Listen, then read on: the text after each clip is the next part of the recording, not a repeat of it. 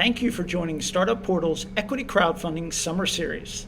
This week, our portal is Wefunder. Startup Portal has not received any commission by any stakeholder or crowdfunding portals. This presentation is strictly for informational purposes only. Each week in the series, we hope to take you through examples of equity crowdfunding launches. Startup Portal's affordable process is to take you from plan to profit, from day one to year one, through cloud-based applications. We understand the requirements to raise capital. We know the value of successful entrepreneurs is not preparing financials. So we design for growth. My name is Rick Leinbach, and I'm a former CFO and currently work with crowdfunding companies to help them as they design for growth, as they look to becoming an equity crowdfunding platform, or even as they're looking for additional capital. So equity crowdfunding could be an opportunity for you to learn. So hopefully we'll walk you through today and give you a couple examples of a portal and companies within that portal. Is equity crowdfunding right for you? Equity crowdfunding is certainly a growing source of funding for businesses. And the real question is, if you're looking at equity crowdfunding for an opportunity, does it fit with your ability to grow as a company? So a couple things you need to do as you're going through this process is identify your funding needs. Ask yourself, what do I really need? How much do I really need? And would equity crowdfunding as a portal help me? And then ask the questions about the funding portals themselves. And most importantly, especially as you're going down a path that involves investors, it involves compliance with the SEC, is a due diligence on yourself. Are you ready? Is your company ready to go down the path of taking on additional capital? And are you prepared from a business standpoint to sustain it? All important aspects of it. One of the elements that we have here is the SEC has set up funding portals to allow companies to raise capital. Different portals have different business models. So as you're looking at each one of these on the screen, you can jump in and ask yourself, do they fit my business plan? Do they fit how I'm looking to raise capital? Are the shareholders the type of shareholders that I'm looking to raise? In essence, as we've talked about Honeycomb in the past, they're debt instead of equity, so I don't have shareholders. So as you go through, does equity crowdfunding fit your business model? And really today we're looking at Wefunder, and Wefunder likes to help individuals invest around $100 or more. As you'll see, it's more in our examples. But they look at themselves as sort of the Kickstarter for investing. Their investments may range from $200 to $1,000. But the platform itself is really that jump into equity crowdfunding from the element of Kickstarter. And Kickstarter is where you can raise cash flow through individuals contributing to a business or to get a t-shirt or something of that nature. Equity crowdfunding is the ownership element. So one of the criteria for Wefunder is they consider themselves a public benefit corporation, a PBC. And really the element there is that they'd like to see themselves increasing wealth for others. They see people as their own investors compared to banks or the investment banking community. And they see the right to invest as important. And obviously, some of their ideas go beyond dreams, go beyond sense of reality in some respects of what we have today, but in the future may certainly be available. So their types of raises are equity, safe agreements, and in week 2, we looked at safe agreements in itself to understand that they're a future equity component, and then convertible notes are another element for Wefunder. Their platform is to invest in companies you believe in. So you can see it's technology, it's Main Street, it's alcohol, breweries, wineries, software. Entertainment could be a movie or it could be a recording artist, and retail and overall infrastructure. So they really want to cover many elements of their overall platform and really get ideas onto the platform to see if investors are willing to participate in it. And obviously, as we talked about a couple minutes ago, the debt, the equity, the PBC component to each one of these. From a fee perspective, Wefunder is consistent with the other larger portals such as Start Engine and Seed Invest. anywhere from 7.5% to 12% fees. One element we didn't see was the equity component in Wefunders, that they did not have it. So that may be something to think about as you're looking for the right platform that fits, is that, in essence, the fee is less because you're not giving up additional percentages of your company through the equity fee. Overall, as we compare week to week, you'll see most of the fees are consistent due to the fact that FINRA.org regulates the fees. So if you go to FINRA, you can see that the fees range, are pretty consistent. In essence, because they're almost like the same type of fees of private equity or investment banking.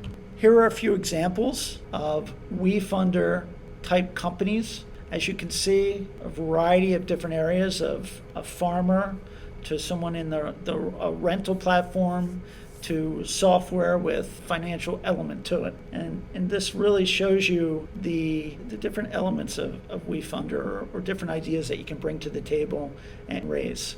So one part I'd like to point out is at the bottom of the screen, you're looking at the valuation of each of these companies and how they see their valuation before money comes in.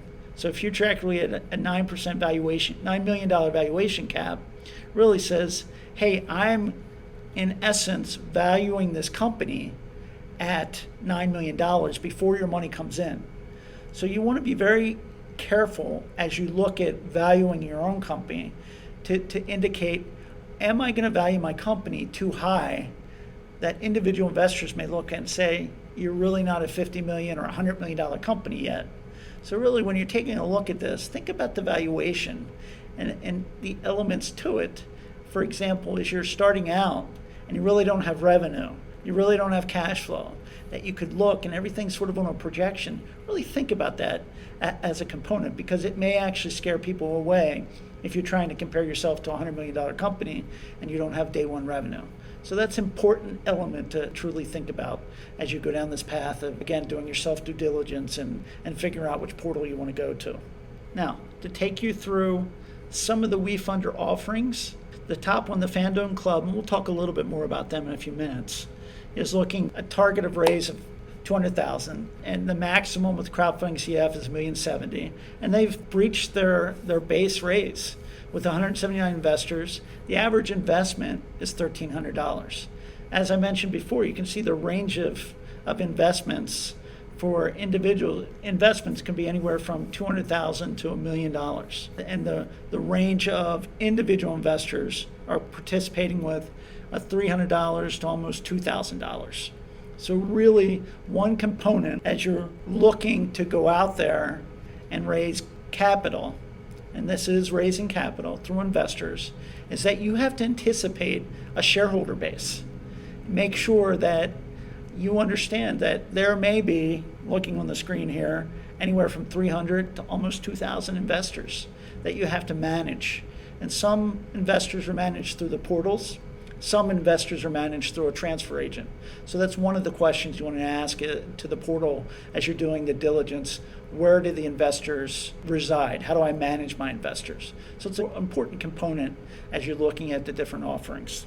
Now, I'm going to get into Fan-Owned Club. As we saw, they'd raised about $232,000. The interesting element here is that they have secured the rights to a soccer football team in Europe, in Austria, and the company's based in Nashville, Tennessee. So the founder himself has a background in marketing, and he has put together a nice portfolio of individuals to participate in running the club with expertise in sales, marketing, soccer, football, to really put together a team and start by investing in an Austrian team. But their real goal is to have a U.S. base. So they want to bring this concept of fan-owned club to the U.S. Their offering is 107,000 shares at $10 a piece, which is the $1,070,000. The interesting component here that I want you to think about is they have non-voting stock. So I don't want to say it's an oxymoron, but you do have a fan-owned experience, but you don't have the rights to vote on sort of corporate governance matters. So their information and their funding activity really will give you a nice portfolio of activity to do within the club, but there's non-voting. So to select the management, the board of directors, additional funding, just keep that in mind as you're putting together your plan to say, hey, do I want my shareholders, and there could be 2,000 of them, participating in how we get our next round of funding. So it's important. Typically, I'd leave that discussion for legal counsel. The market for this team is the United States, ultimately, where they see expansions from the Major League Soccer League, Miami, Austin, etc. They've purchased the rights, and you'll see in their use of funds in a moment, to a club in Austria that is part of the European Football Association. We call it soccer, but European Football Association. So looking at this, as I mentioned earlier about the valuation of companies, you can see their documents through their SEC filings and in their website. They have pre-money valuation of $26.3 million. If they achieve the raise of $1.07 million, their post-money valuation is going to be $27.4 million. So I really want to say to myself, how does that compare to other teams? So if you look at the Atlantas of the world or the LA Galaxy, they're looking at a $300 million valuation. So I look at this and say, okay, that's the top 5 that I've pulled from Forbes on valuations. So even if they start acquire a league in the United States, it may be $150 million valuation, there to acquire them, which I, kind of see the excess, valuation of the bandwidth available as they start raising capital and looking at their next level of valuation to acquire a team in the United States. So they're going to perfect their model in Austria, come back to the U.S., and put together a team, and there should be upside valuation if they do the next step of their investing, properly. So it's all, obviously in the hands of management, but something to think about. Their use of funds. Basically, I took the scale of their low end to the larger end, and you can see the net $200K they'll use to purchase the club, the commitment they have, and now they'll start allocating the funds, since they've raised $232K, to plan for operations, to plan for salaries, merchandising. And the line item called Reg A fan experience is really that fan-owned club part of it, to participate in the operations, or I guess get input to the operations. And one of the elements here that you just want to recognize, and this is important as well, is that the company actually previously filed a Reg A+, which allows you to raise a lot more capital. And in the SEC documents, you'll see they were looking to raise, say, $25 million. But they've backed it down to a Reg CF, which allows them to raise up to $1 million. So really, when you're thinking about raising capital, this is that evaluation you want to do to say, where do I fit, and how do I scale my model, and how do I think about it? It's very important, because you coming down to a Reg CF, you incurred costs, you've got notes on the books, etc., to pay for the past. So you just want to be cognizant of it as you're going through putting your plan together, to make sure you have the right element where you fit.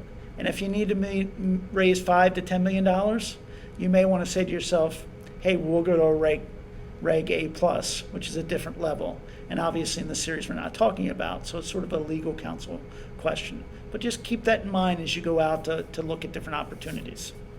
The next piece that I want to talk about is the marketing element. One thing to be very cognizant of as you go down the path of equity crowdfunding is you're going to have to spend marketing dollars on Facebook ads, on other areas to get the company's name out and to make sure you have the ability to bring in the shareholder base. Each of the portals have their own shareholder base, which they'll obviously share with you. Beyond that, if you're looking to raise a certain dollar amount, you will have to do your own marketing. So be very cognizant that marketing dollars likely have to be in your budget, especially if you're looking to raise significant dollars. So with that said, does crowdfunding fit your business model? Wefunder combined purpose with opportunity. They really want to see people scale. Do you have a business idea that needs a business plan? Make sure you do that first. Very important. I always like to think of the second financing, not just the first. And then do the portal's business model match your model? And as we mentioned with the fan club, it's scaled from Reg A down to CF. Just put that component in there as you're looking at your story and really put that plan in place. So I know it sounds like, plan is the story of each of the crowdfundings, but I truly think it will help you as you evaluate a crowdfunding portal. You look at a Wefunder and say, do I fit? So it's very important as you go down this path to be cognizant and make sure that your story is relevant to the portal you're looking at. So I hope all of this information is helpful. Feel free to contact us, reach out on social media. We do have an Equity Crowdfunding Facebook account, and our next series will be Monday, July 6th at 8 p.m. Thank you again. Look forward to seeing you.